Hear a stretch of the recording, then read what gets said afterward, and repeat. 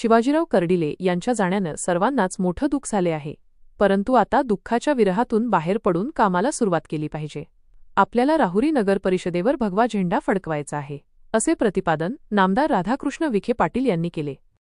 आज 5 नोव्हेंबर रोजी सायंकाळी राहुरी शहरातील पांडुरंग मंगल कार्यालय येथे स्वर्गीय आमदार शिवाजीराव कर्डिले यांना आदरांजली सभेचे आयोजन करण्यात आले होते.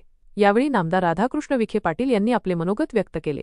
या प्रसंगी व्यासपीठावर सुभाष पाटील, युवा नेते अक्षय कर्डिले, नामदेव ढोकणे, सुरसिंग पवार, उत्तमराव म्हसे, आर तनपुरे, अमोल भनगडे, सुरेश बानकर, शामराव निमसे, गणेश खैरे, संदीप कर्डिले, प्रवीण लोखंडे, कांतीलाल जगधने आदी उपस्थित होते.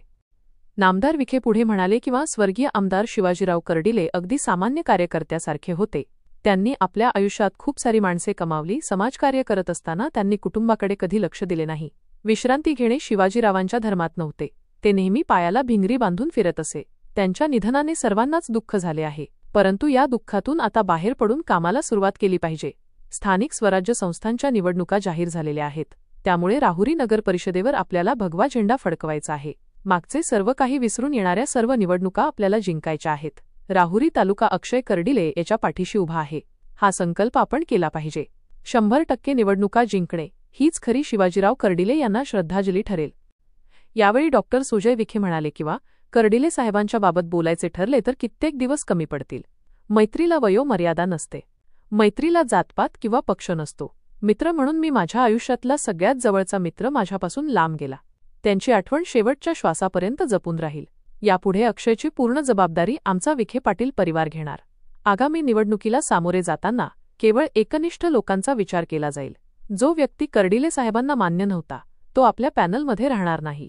आपल्यावर संकट आले असेल तरी या संकटातून आपण बाहेर पडून पूर्ण ताकदीने संघटना पुन्हा एकदा कामाला लागेल आणि राहुरी नगर परिषदेवर महायुतीचाच झेंडा फडकेल.